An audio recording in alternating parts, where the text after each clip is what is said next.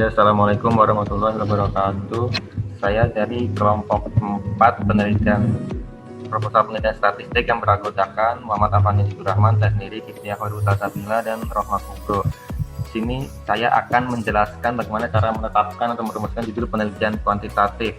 Judul penelitian kuantitatif itu umumnya merumuskan adanya dua hubungan antara variabel atau lebih. Variabel pada penelitian terdapat variabel bebas dan variabel terikat, bahkan kalau ada terdapat variabel kontrol. Pada judul penelitian kualitatif juga memiliki identik kata yang khas, yaitu berupa contohnya pengaruh, kontribusi, efektivitas, penerapan, perbandingan, respons, komparasi, dan korelasi. Setelah menetapkan judul penelitian kuantitatif, kita harus mengetahui dan memahami apa pendekatan yang akan digunakan. Pada penelitian kuantitatif terdapat 5 pendekatan. Yang pertama, pendekatan penelitian kuantitatif deskriptif atau menggambarkan, yaitu pada judul kelompok kami, pengaruh pandemi COVID-19 terhadap gaya belajar mahasiswa Prodi PAI Universitas Negeri Jakarta dalam pembelajaran online. Penelitian kami ingin menggambarkan gaya belajar pada mahasiswa Prodi PAI UNJ setelah adanya atau akibat dari pandemi COVID, dan ingin menggambarkan sistem pembelajaran akibat pandemi COVID, serta ingin mengetahui gaya belajar apa saja yang diterapkan atau digunakan mahasiswa Prodi PAI UNJ selama pembelajaran daring. Nah, pendekatan penelitian kuantitatif yang kedua yaitu penelitian kuantitatif korelasional, yaitu ingin mencari hubungan antara dua variabel. Contohnya seperti korelasi antara gaya belajar peserta didik dan prestasi belajar peserta didik.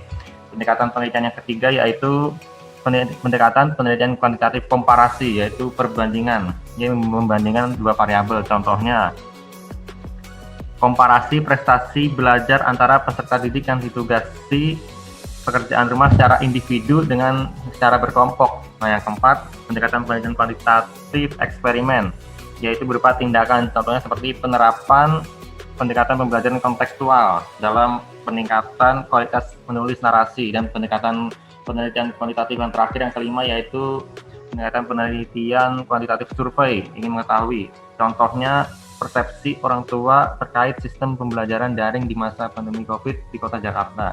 Demikianlah cara menetapkan judul penelitian kuantitatif. Wassalamualaikum warahmatullahi wabarakatuh. Saya Rohmah Kubro akan melanjutkan penjelasan mengenai bagaimana cara membuat latar belakang masalah dalam penelitian kuantitatif ya. Jadi perlu kita ketahui bersama bahwa latar belakang ini merupakan suatu bagian dari penelitian yang berisikan mengenai alasan-alasan atau latar belakang atau kenapa gitu, reasons gitu ya, kita mau meneliti hal tersebut gitu. Nah, di dalam latar belakang ini terdiri atau bisa kita isi dengan berbagai macam landasan teori, kemudian rumusan masalah, dan yang terpenting adalah bagaimana penelitian itu akhirnya bisa orang ketahui bahwa itu sangat menarik untuk kita ketahui gitu. Jadi kita berusaha sebisa mungkin untuk memperlihatkan betapa pentingnya, betapa menariknya suatu penelitian yang akan kita lakukan, dan itu dijelaskan di dalam latar belakang. Dalam latar belakang metode kuantitatif ini, dia ini sedikit unik daripada yang lainnya. Kenapa? Karena latar belakang penelitian dengan metode kuantitatif ini bisa diibaratkan seperti segitiga yang terbalik gitu. Maksudnya adalah di dalam latar belakang ini kita menjelaskan terlebih dahulu hal-hal yang benar-benar bersifat umum gitu. Jadi dari yang bersifat umum, misalnya dari skala internasional baru masuk kemudian ke skala nasional, dari skala nasional kemudian baru ke skala lokal, dan mengerucut pada suatu tempat atau suatu hal yang memang itulah yang menjadi penelitian kita. Jadi melalui penjelasan deduktif, dalam kata yang lainnya penjelasan deduktif ya. Kemudian kalau kita coba implementasikan dalam penelitian kami gitu ya, kami memiliki penelitian dengan judul pengaruh pandemi COVID-19 terhadap gaya belajar mahasiswa Prodi PAI Universitas Negeri Jakarta. Jadi dalam latar belakang ini kami mencoba untuk terlebih dahulu menjelaskan mengenai pandemi COVID-19 gitu ya. Kapan pandemi ini masuk, penyebabnya apa, sejarahnya apa gitu ya. Jadi benar-benar kami coba untuk menjelaskan terlebih dahulu nih, dalam skala bisa dibilang pandemi ini kan pandemi yang benar-benar bersifat global, internasional. Kita coba untuk jelaskan itu di dalam latar belakang penelitian kami ya, dari sejarahnya, bagaimana pandemi itu pertama kali muncul muncul di mana gitu ya, kemudian bagaimana pandemi itu kemudian masuk ke dalam negara Indonesia gitu ya. Nah, kemudian setelah kita mengetahui sejarah gitu ya dari pandemi COVID ini, kemudian kita mencoba lanjut untuk masuk ke dalam efek dari pandemi yang udah masuk ke dalam Indonesia ini. Jadi apa sih gitu dampaknya dari pandemi yang bersifat global ini ketika dia udah masuk ke dalam Indonesia gitu. Kami coba untuk jelaskan itu di penjelasan subpenjelasan yang kedua ini, yaitu ketika pandemi ini masuk ke dalam Indonesia gitu ya, si pandemi ini merubah berbagai macam tatanan kehidupan bermasyarakat gitu. Jadi dari segi ekonomi, dari segi pendidikan, kemudian dari segi peraturan dan lain sebagainya itu benar-benar berubah, dan banyak banget peraturan-peraturan darurat yang dibuat karena pandemi ini tidak diprediksikan sebelumnya, sehingga dari sini kami melihat salah satunya adalah ada perubahan dalam persoalan pendidikan gitu ya. Nah, dalam penelitian kami ini kami mencoba untuk mengangkat gitu ya, menjelaskan bahwa salah satu dampak dari pandemi COVID di bagian pendidikan kita yaitu adanya surat edaran ya dari Mendikbud. Nah, ini termasuk ke dalam peraturan darurat gitu, yang akhirnya dari surat edaran Mendikbud nomor 4 tahun 2020 ini menyebabkan pembelajaran yang tadinya offline atau tatap muka itu menjadi online gitu, atau melalui daring gitu ya.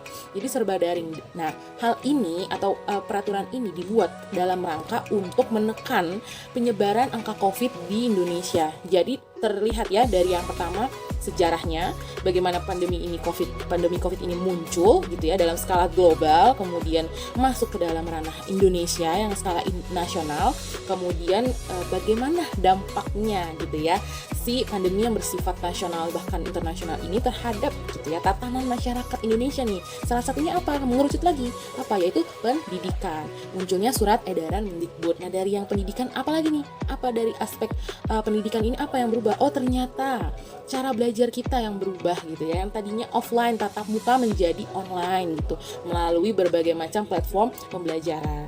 Nah, dari perubahan tata cara pembelajaran ini pun kita ingin melihat apakah ya perubahan ini berpengaruh juga terhadap cara belajar para mahasiswa gitu ya di perkuliahan, karena dari segi ekonomi pun aja terdapat banyak perubahan gitu ya. Nah, gimana nih kalau misalkan dengan cara belajar gitu. Nah, di sini kami mencoba untuk menjelaskan lebih lanjut mengenai cara belajar ya, cara belajar mahasiswa. Nah, kami jelaskan dulu apa itu cara belajar, kemudian jenisnya secara umum ya.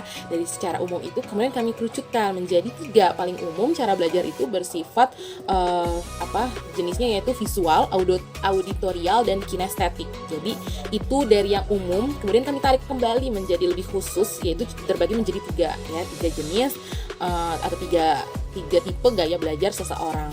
Nah, dari sini maka latar belakang kami ini berusaha sebisa mungkin untuk memenuhi tadi kriteria khas atau khususnya dari latar belakang sebuah penelitian kuantitatif yang bersifat deduktif dari umum ke khusus. Nah, walaupun di penjelasan ini berakhir pada sesuatu yang khusus, tetapi hasil dari penelitian ini kelak bisa menjadi gambaran umum gitu. Jadi walaupun kita mau melihat gaya belajar ya dari 3 ini, misalkan kami ambil dari satu angkatan, maka secara tidak langsung nanti hasil penelitiannya akan bisa mencerminkan gambaran umum gaya belajar di kalangan mahasiswa gitu. Jadi walaupun dia bersifat deduktif, tetapi nanti hasil penelitiannya bisa menjelaskan sesuatu yang umum, sesuatu yang general gitu. Oke, mungkin itu udah penjelasan dari saya. Selanjutnya akan dilanjutkan oleh Kiti mengenai rumusan masalah.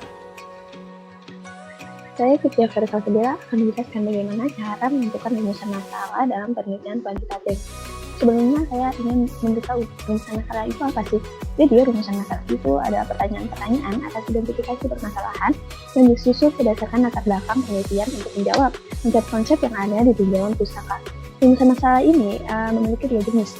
Yang pertama itu ada rumusan masalah deskriptif, di mana rumusan masalah ini itu biasanya digunakan pada penelitian kualitatif. Bagaimana pendeskripsian seluruh alurnya yang dimulai dari latar belakang hingga kesimpulan. Rumusan masalah ini mengambil variabel mandiri, baik satu variabel ataupun lebih.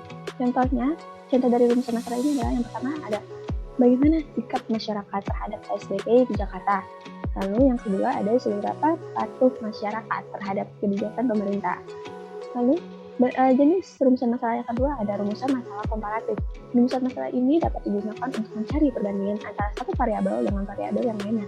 Biasanya rumusan masalah ini lebih sering digunakan dalam pemecahan kuantitatif. Contohnya, adakah perbedaan antara kemampuan berhitung siswa SMA jurusan IPS dengan IPA? Lalu yang ketiga ada rumusan masalah asosiatif.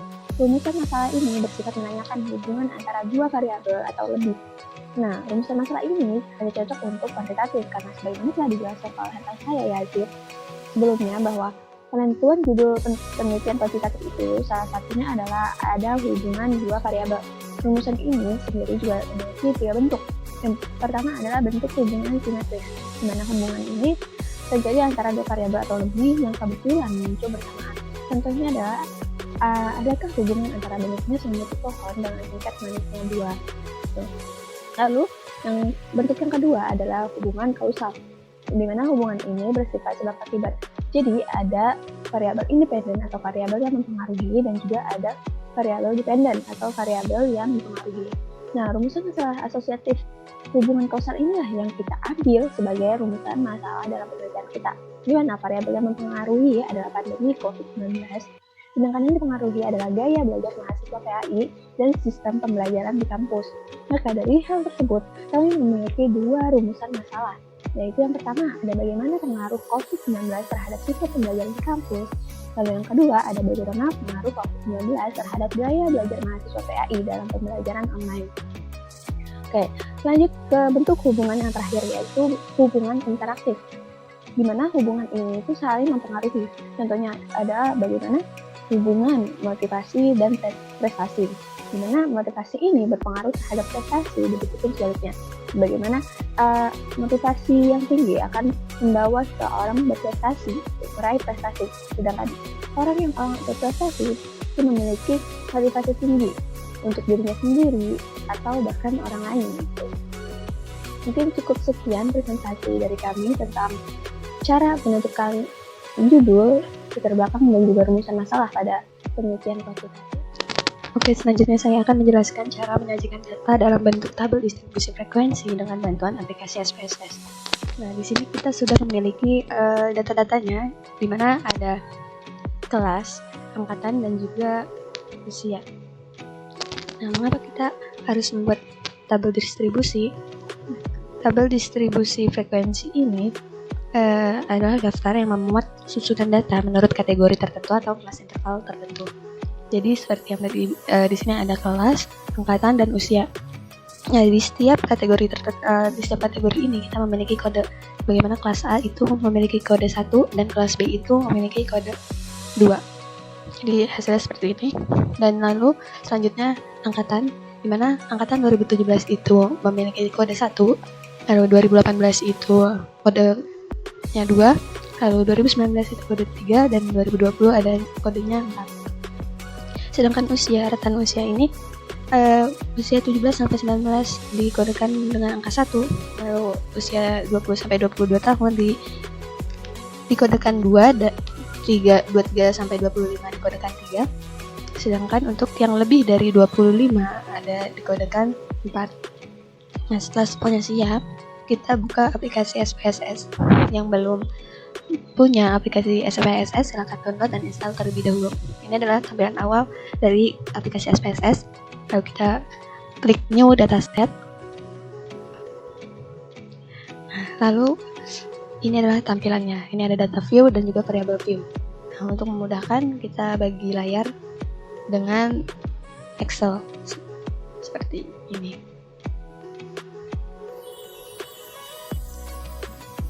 Ya, jadi biar memudahkan kita melihat data dari hasil penelitian kita. Nah, di sini name ini, di kolom name pertama ini kita tulis kelas. Lalu yang bawah ada angkatan. Lalu yang ketiga ada usia.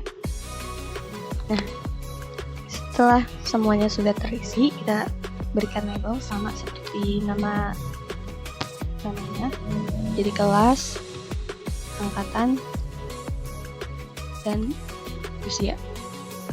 Lalu selanjutnya kita lihat values. Values ini adalah kode dari kategori, suatu kategori. Kita klik yang titik 3 ini, lalu valuesnya. Ini kita kode 1, masukkan keterangan kelas A, lalu add, lalu yang kedua, kode 2-nya itu masukkan keterangan kelas B, add, dan oke. Nah, jadinya seperti ini. Begitupun yang values angkatan, mana angkatan kode pertama, kode 1 itu angkatan 2017, kode 2 itu angkatan 2018,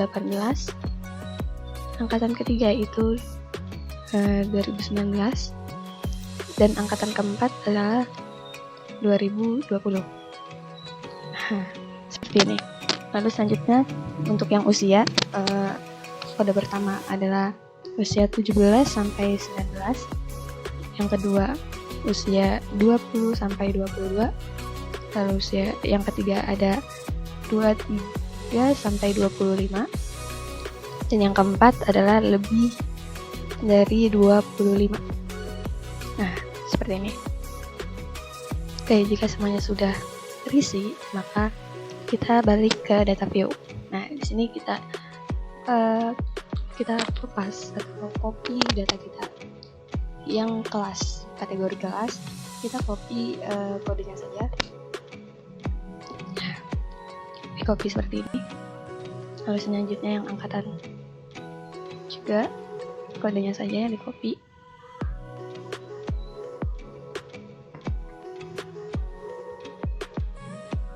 Dan yang terakhir usia, kodenya saja yang di copy. Nah, setelah semua data sudah masuk ke SPSS, kita langsung membuat tabel distribusi frekuensi, dimana dari sini ada analyze, langsung klik descriptive statistics, yaitu frekuensis. Nah, di sini ada 3 kategori, maka semuanya kita pindahkan ke variabel atau pindahkan ke kanan, lalu klik OK. Nah, ini adalah data tabel distribusi frekuensi, mana di sini adalah responden yang mengisi kuesioner, di mana kelas itu ada 40 yang mengisi kelas, pertanyaan kelas itu ada 40, angkatan 40, dan usia 40. Di mana tadi kita memang respondennya itu ada 40 mahasiswa atau 40 orang. Lalu ini dia yang kita cari di mana frekuensi table. Nah, frekuensi table di kelas ini, kelas A itu ada sebanyak 12 orang, di mana persentasenya itu ada 30%, dan kelas B itu ada 28 orang, jadi persentasenya 70%, sehingga totalnya itu 40, jadi 100%. Lalu yang angkatan juga seperti itu, 2017 frekuensinya ada 3, 2018 ada 9 orang, 2019 ada 19 orang, dan 2020 ada 9 orang, yang totalnya 4.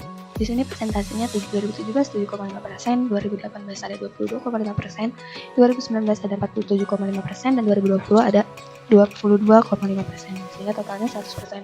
Begitu pula yang terakhir ada usia, di mana 17 sampai 19 itu 15 orang, 20 sampai 22 itu 24 orang, dan 23 sampai 25 itu 1 orang. Berarti yang mengisi lebih dari 25 itu tidak ada. Jadi totalnya itu, karena ini sudah pas, totalnya 40. Dengan presentasi usia 17 sampai 19 tahun itu 37,5%, terus usia 20 sampai 22 tahun itu 60%, lalu usia 23 sampai 25 itu 2,5%. Jadi seperti itu cara membuat data table distribusi frekuensi menggunakan aplikasi SPSS. Mungkin kurang lebihnya mohon maaf. Wassalamualaikum warahmatullahi wabarakatuh.